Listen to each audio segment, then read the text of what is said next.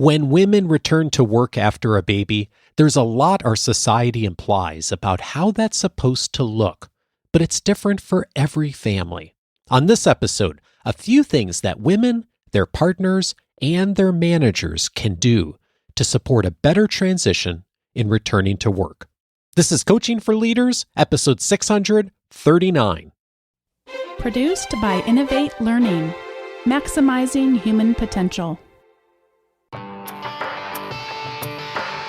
Greetings to you from Orange County, California. This is Coaching for Leaders, and I'm your host, Dave Stachowiak. Leaders aren't born, they're made. And this weekly show helps you discover leadership wisdom through insightful conversations. One of the big inflection points for many of us in our lives, in our careers, is a baby arriving. And thinking about how do we balance the work that many of us feel so passionately about and the parenting responsibilities. And while that does fall to all kinds of different people and situations, it especially hits home, of course, for mothers. Today, a conversation about how mothers, their partners, and also the workplace and managers can really work together in order to support a return to work in a way that is a easier and more healthy transition for everyone. I'm so glad to welcome to the show Danna Greenberg. She is the Walter H. Carpenter Professor of Organizational Behavior at Babson College. Her main area of research focuses on understanding the intersection between individuals' work and non-work lives as they move through their career. Her scholarship is guided by the belief that individuals can and should be able to live full lives at work and at home, and that by challenging current assumptions regarding work, we can find better ways for businesses, families, and communities to thrive. Her other research stream centers on the scholarship of teaching and learning. Here she's focused on the continued changing landscape of higher education as it pertains to how we teach, what we teach, and how we define the lives of academics. Danna has published more than 30 articles and book chapters in leading journals, including the Academy of Management Journal, Human Resource Management, and the Academy of Management, Learning, and Education.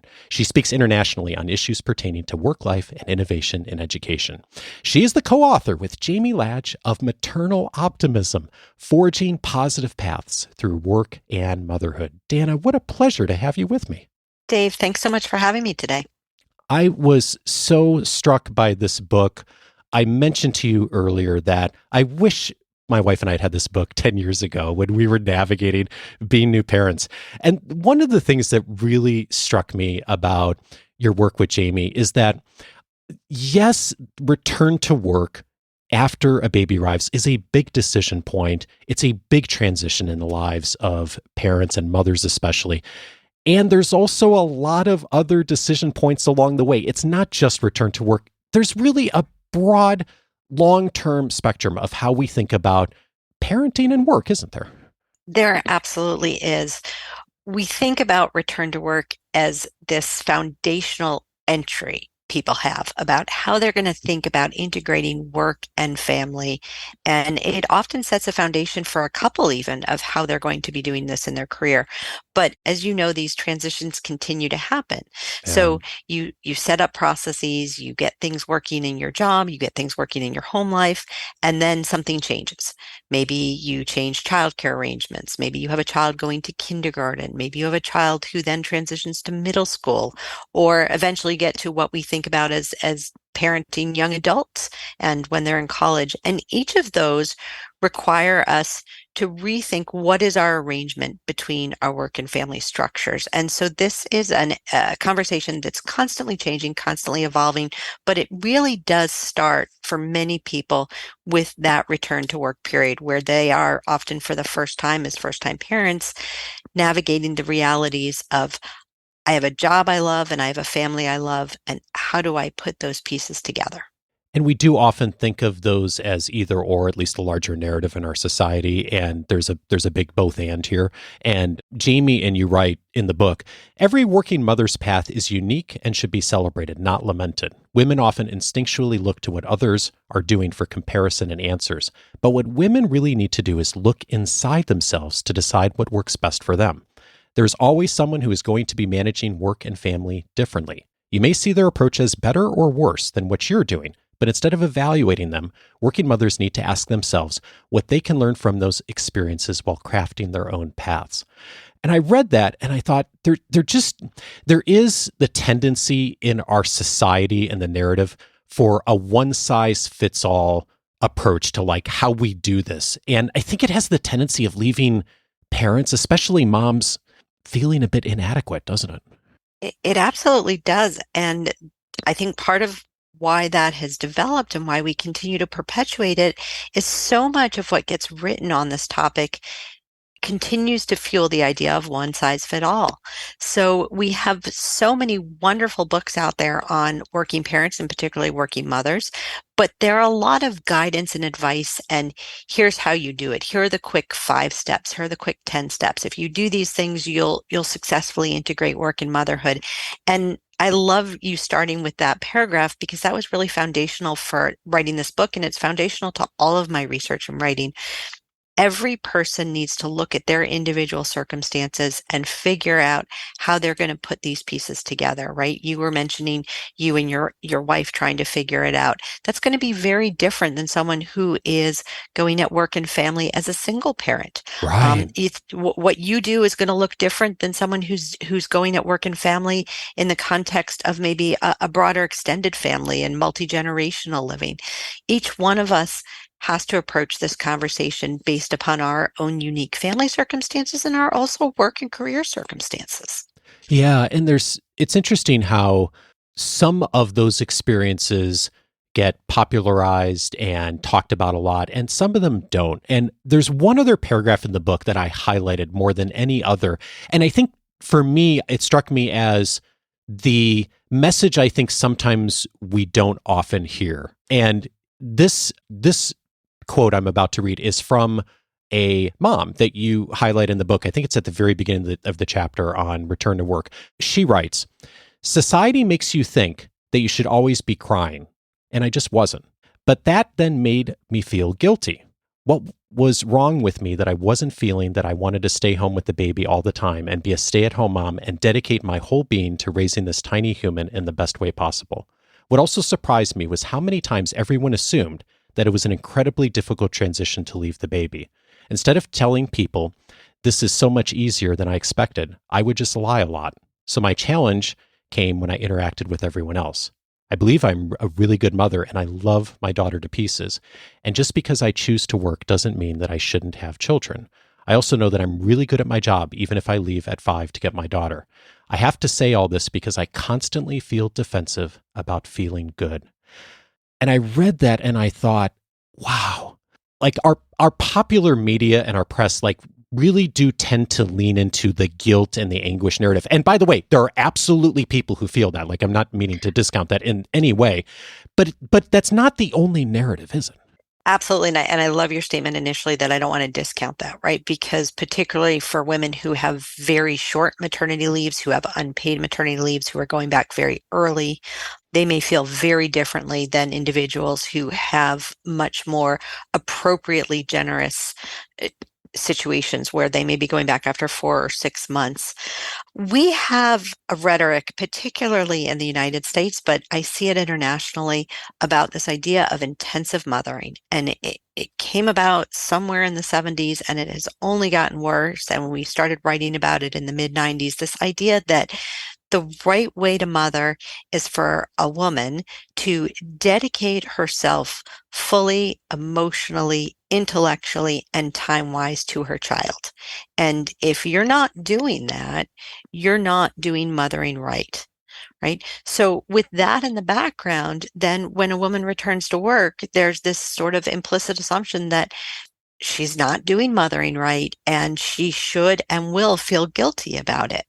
And it's just at odds with the experience that most women have. The other thing that I think is really interesting, Dave, that you mentioned at the introduction is this idea of a decision point versus a transition point.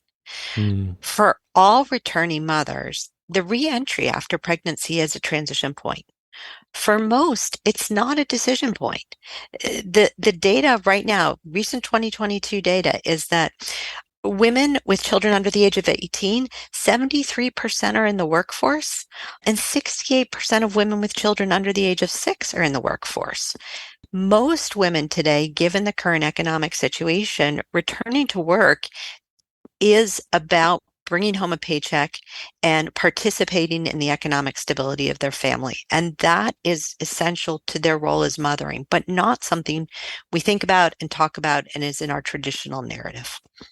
Yeah, and that word you just said, traditional, I think it's interesting too, like as I reflect on my own journey as a parent and our family's journey, like how much our own upbringing does shape what we see and the assumptions we make. And one example of that is I remember both Bonnie and I grew up in homes where the dad worked and the mom stayed at home most of the time when we were kids. And early on, when we became parents, we've always believed, and fortunately we've had the resources to be able to do this, to do co-parenting. And so like both of us, as you point out in the book, nothing's 50-50 in life and certainly not in parenting, but like really working to create a shared experience of like both parenting our kids actively. And I remember early on there was a day of the week, I think it was Mondays, that I just happened to always be with our kids because that's the way our schedule was falling. And I started referring to that at one point as like, Monday is Dad's Day.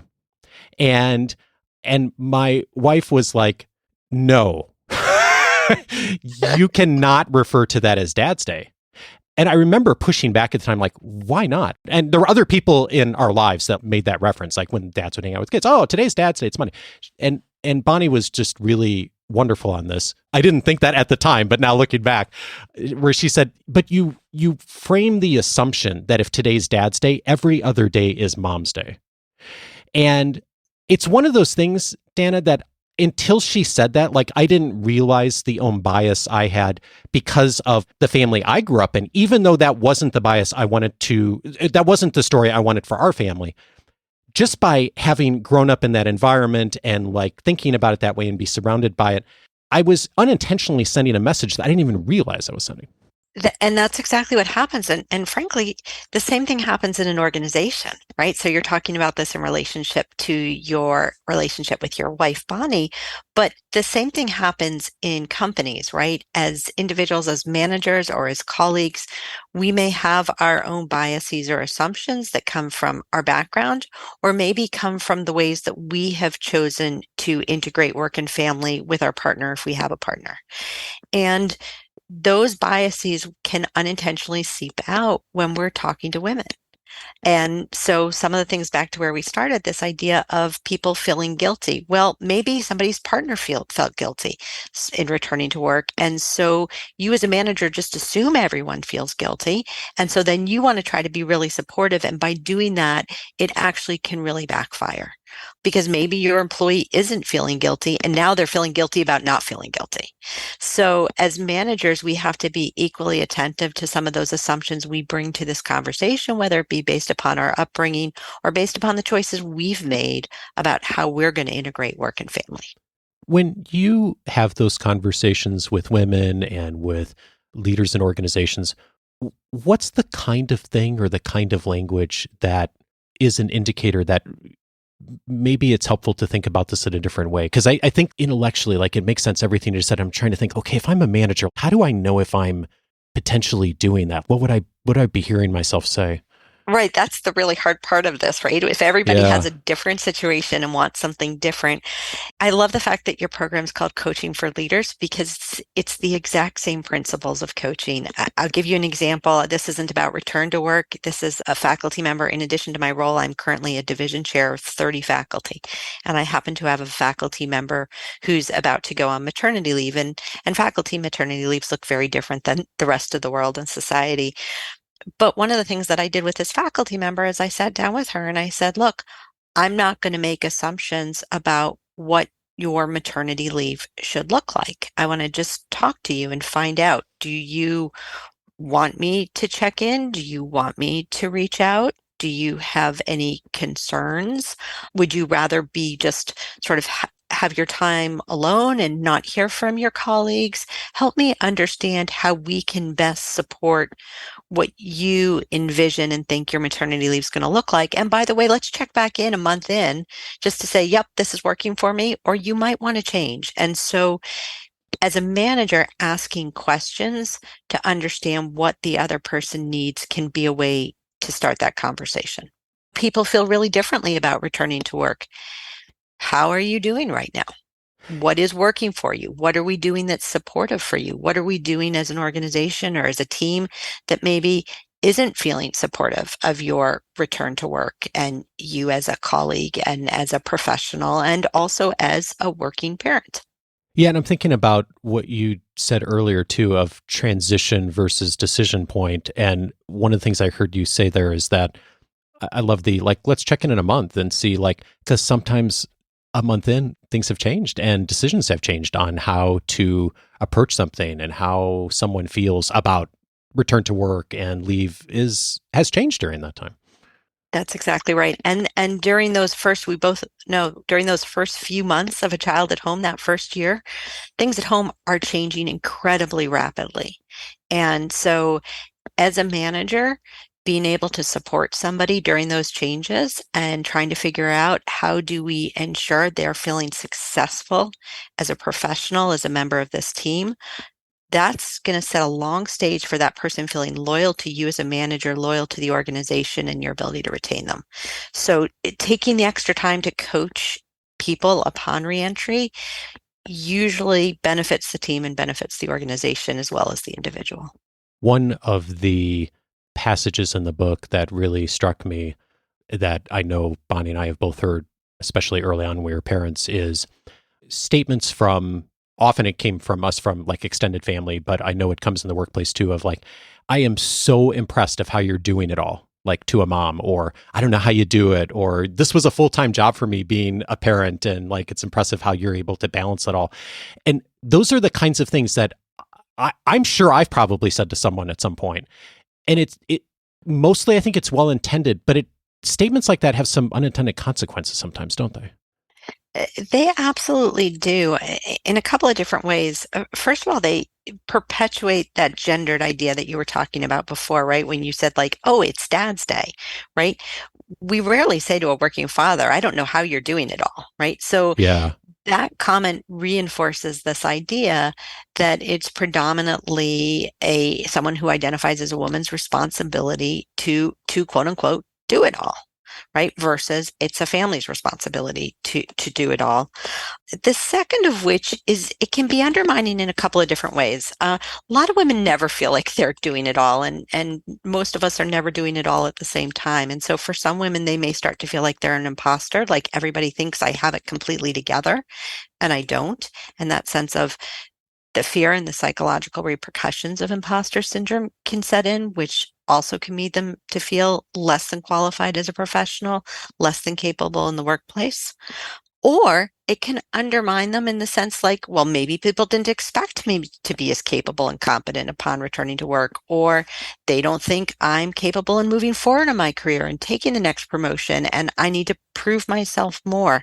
And all of those end up undercutting our sense of efficacy and confidence about ourselves at work. And so again, I encourage managers to, if you want to compliment someone, compliment them on their work. Like, you're doing a great job here. What is the work you want them to be doing? Ask them questions about home, but you don't need to compliment them on their being a working mother. Yeah. It's such a helpful thing to consider. And one of the other things that I really appreciate that you point out is that, and again, this isn't the choice everyone makes, but for those who do decide to be both a parent and a professional, the point that those can actually help each other. Because I think like oftentimes we think of those as contradictory things. Like, I'm either being a parent or I'm being a professional, and those are in conflict. And I really appreciate the message in the book and in your work that actually there's a lot there that can potentially make both of those things better in our lives, isn't there? There's so much that can potentially be better. And this has been a real focus of a lot of my research, even things I've done since the book. We actually have research and data that points to many of the ways in which women talk about being better as a professional after having a child and after taking leave and returning to work. And I'll give you just two or three examples. One of my favorite comes from popular press from Ruth Bader Ginsburg in her own work, where she talks about the fact that she thought she was a better law student because she had a child, because she was time blocked. And so at I think she said 4 or 5 o'clock, she would pick her child up from daycare. She had a couple of hours that were specifically dedicated to her child. And then she would come back to those law books and those cases, and she would talk about being able to come back to them with new insights, new perspectives, because she had stepped away. And she said, I would have never stepped away if I didn't have family responsibilities. Scientists that we've interviewed talk about the same thing. Because they have to step away from the lab, which is very scary for them. At the same time, it brings them new ideas and new perspectives, and they can come back to some of those really thorny scientific experiments and problems with new ideas that enable creativity and innovation to happen. So that's really one of the most interesting things that we hear a lot. The other thing we hear a lot is women talking about becoming better managers and leaders in two ways. The first of which is a lot of women who have been highly successful, have had rapidly achieving careers, maybe are not always as empathetic or aware of the diverse situations their employees are. And they talk about parenting as the great equalizer. All of a sudden, what you do with a baby one day doesn't work the next day, or you do everything your friend is doing and your child is just really, really different. And so that all of a sudden they have a lot of more empathy and perspective taking to the team, and recognizing their team isn't going to do things exactly as they are. And how do they be more empathetic and relational to support that team? And then also, how do they delegate more? Women talk about being much better delegators and sharing responsibilities and giving people new stretch assignments, because no longer can they say, you know what, I'm just going to work an extra 5-10 hours and get this done over the weekend, because now I have different responsibilities at home. And maybe I don't want to work that extra 5 or 10 hours over the weekend. Maybe I just don't have the time to do it. And I'm now delegating more to the team. So women talk a lot about becoming better managers after having family and now integrating work and motherhood. I just love the perspective on this. And the big thing I'm hearing from you is mindset of like the invitation to change how we think about these things, often as, at least often I did initially, as kind of competing, like, okay, I want to be good at both of these, but these don't complement each other very well, to thinking about it as like, how does me doing both of these things actually help each one to get better? And to see that as like, yeah, that's actually also a valid way to look at this. And in fact, there's some really great examples in research of how that works really well to help women and their partners who have made the choice to both work and to parent. It's super cool. And to ask yourself the question, right? Because I want to be clear, there's a lot of challenge to this. The day-to-day struggles are real and difficult and thorny. And at the same time, I think we focus so much on those that we forget these ways. So sometimes stopping yourself on a regular basis and being intentional about it and asking yourself, how is being a parent affecting me at work? Or as a manager, asking people that, right? Like, are there ways that you see yourself being better at work because you're a parent? Or is there a way that work's helping you parent? I'll give you a perfect example. My youngest is now almost 20, but when he was a senior in high school, I've worked full-time my children's entire lives, and at times certainly felt guilty about it. And at times had the push of, why do you work? And I live in a town where there are not a lot of working parents, which probably was a mistake of a choice, but that's where we are. And he came home from his high school English class and he said, I was in a group of today with all the guys in our class, and there weren't many. This was a senior level class. And he said, every one of us had a mom who worked full time and always has. And there was something interesting. He didn't articulate more. He's an 18-year-old boy, but seeing that there's something about my working that perhaps has positively impacted who he is and the kind of student he is. And this group of boys had this little conversation. And so again, it also goes in the other direction. And I just think we don't stop to look for those. You have to look for them a little bit more, but they're there. Yeah, indeed. Well, and in the spirit of looking for things, there are things from the workplace perspective that do help, because we do all come to this question, whether we're parents or not, and that how our colleagues and the people who work with us are handling this do affect all of us, right? And so this line landed with me in the book as well. You write, men may be more likely to listen to the challenges working mothers face when they hear about them from other men. And there's an aspect of this that, as a man, that there are pieces of parenting that I and most other men are never going to appreciate. And I think this is a really interesting invitation to, how do men start talking about this more together, right? Absolutely. As I said, we only are going to move this conversation forward if we start to ungender the conversation. And we do that, certainly you were talking about in the home dynamics of co-parenting, but how do we change the conversations in the office, right? Whether it be having working fathers groups and having them as a specific employee resource group, having an opportunity to come together and talk about some of their own interests and issues around this conversation. Particularly, one of the things we know is that younger fathers, men who are in their 30s right now, really want to be involved and deeply engaged as co-parents in a way that might be very different from their parents' generations.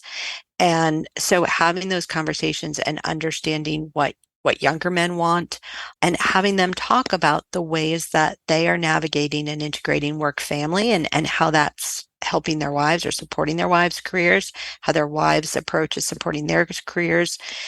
Those conversations will start to change some of our people who have maybe more traditional views around how work and family should be integrated.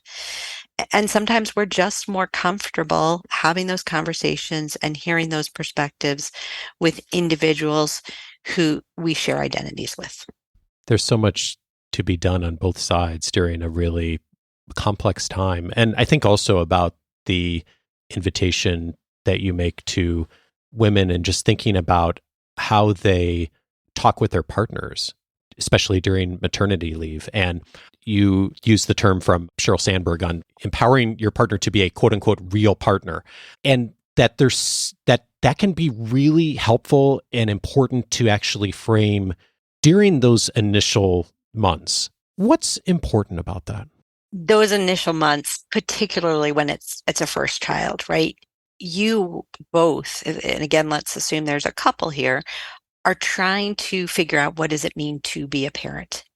And for women, this is really important, right? Because go back to where we started, which is all these narratives about what it means to be a good mother. And so a lot of women, and as you and I both know, taking care of a newborn baby as a first-time parent is about the most humbling experience of one's life. Oh, yeah. And so a lot of women, as they're going through that, will engage in behaviors because they're trying to establish their own competency around it. They're trying to sort of lean into that new identity as a mother. They'll do something we call maternal gatekeeping, where to do that, they want to do everything themselves. And at the same time, if you do everything yourself, you're keeping your partner from establishing their own identity as a parent, whether they're a male or female partner. They need that time with a newborn child to also connect, to make mistakes, to figure out how to take care of the baby. And so women really need to almost stop themselves from engaging in some of that gatekeeping behavior, because what you want to do is you want to go from an early stage on to set that foundation that we are both actively engaged in parenting and raising this child. I remember my grandmother, who did not work for most of her life, gave me some great advice when I got married. And she said to me, when your husband vacuums, don't correct him. And it's the same with taking care of children. You can't correct your partner. You're going to do things differently than your partner. And you both need to develop your own ways of doing things, your own competencies in those first couple of months around parenting, because it will set the stage and a foundation that we're in this together. That doesn't mean, as you said before, it's going to be equal all the time, but it means that we're both actively engaged in parents. And again, each couple figures that out. Some people really do have days that they're responsible for picking up, days that others are responsible for picking up. Some people have periods of time. Some parents love newborns and some parents love teenagers, and shared parenting may shift off. But that foundational experience from the beginning that we're both in this, if what you have to do as a mother is leave the house because you're going to correct your partner all the time, then that's what you have to do. But you have to give them the space and the opportunity to not only build a relationship, but build their identity and then build responsibilities for integrating work and family. Danna, I wish we had 2 hours. There's so much in your work that as I read, I kept highlighting and highlighting. I'm like, yes, I wish I had this message 10 years ago. I hope that folks who are certainly at this point of transition of maybe a baby's about to arrive, maybe you're in transition now, maybe you are a manager of a team who has new parents or a lot of parents who are on your team. I think this is just such a wonderful book. And the thing that's really beautiful that you and Jamie do is it's not just about return to work. As you said, there's so many things that change over the time of our lives and our careers of navigating parenting, whether you're a parent or not, whether you're a single parent or a couple, that really do affect about how we live and work, and doing that better as a parent and as a manager leading an organization, so helpful. So I hope folks will take our invitation to find out more, to grab the book. I'll be linking it up in the weekly guide, of course. Danna, one other question for you. I find often that as we do our work, we come across new things, we change our minds on things. As you look over the last few years, of course, the pandemic has happened since the book came out. So the assumptions a lot of us made have changed in recent years. As you look back in recent years, what's one thing you've changed your mind on? I think what I've changed my mind on, and it actually also affects where I've changed my focus, is I started this work really focused on the individual and the manager. And I do still truly believe, and I hope that many of your listeners will get a lot of benefit out of this conversation, and that affecting individuals, working parents, the people who surround them, the managers who are managing them, and the organizations, and making change at those levels makes this a better conversation. I would say more recently, I have gotten more and more frustrated by the ways in which the United States is not supporting our working parents, whether it be everything from lack of childcare, which has only gotten worse post-pandemic, to the way we approach maternity leave or health leave, or our discussions about mental health. We need more systemic change in this country if we are really going to be able to enable working parents to thrive, to be successful professionals, and to raise that next generation of individuals who are going to continue to move the country forward. So I turned my attention a little bit more to some of those societal level issues as well. Danna Greenberg is the co-author of Maternal Optimism, Forging Positive Paths Through Work and Motherhood. Danna, thank you so much for your work. My pleasure. Thank you for the conversation.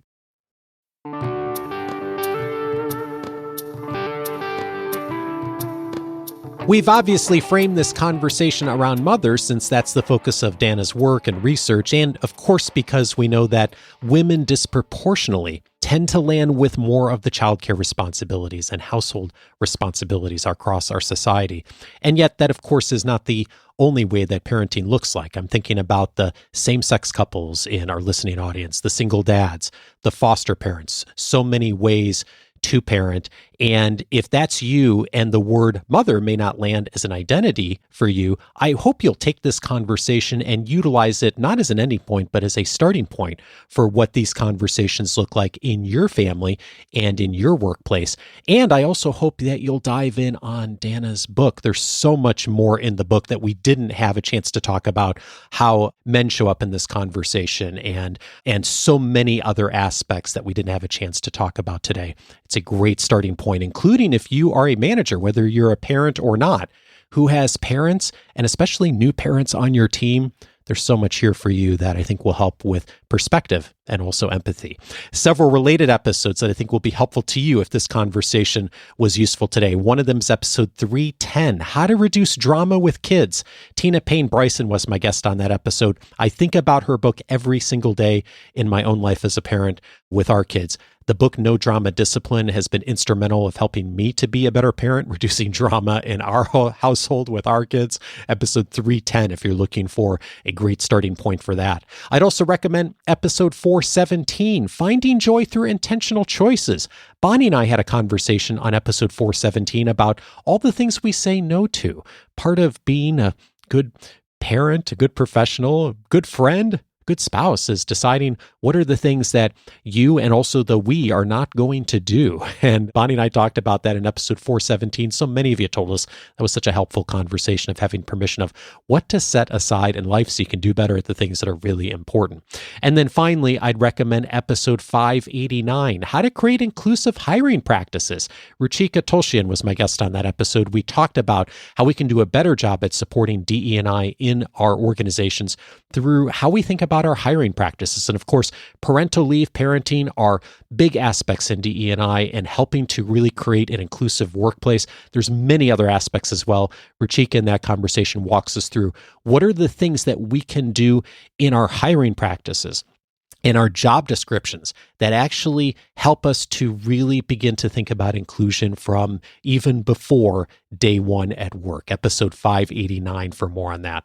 All of those episodes you can find on the coachingforleaders.com website. I'm inviting you to take a few moments to set up your free membership at coachingforleaders.com. It's going to give you access to a bunch more than is just available on the open web. One of the key benefits of free membership is access to my library. There's a section in there that says Dave's Library. When you set up your free membership, if you click there, you're going to see the entire database of everything that I found in recent years, of articles from Harvard Business Review, of news stories from the Wall Street Journal, of YouTube episodes, or YouTube videos rather, other podcast episodes, things that I've found out there that I think could be helpful to you. And I've categorized them by topic. So you don't need to find resources. Utilize that as a great starting point. In addition, it's also the place that you can search for every episode by topic. I wish that was available on all the podcast apps to be able to search by topic. Unfortunately, it's not, but that's why we have it built inside of the free membership. Set up your free membership by going over to coachingforleaders.com. And if you've had your free membership for a bit, I'm inviting you to learn more about Coaching for Leaders Plus. Topic guides are one of the key benefits inside Coaching for Leaders Plus.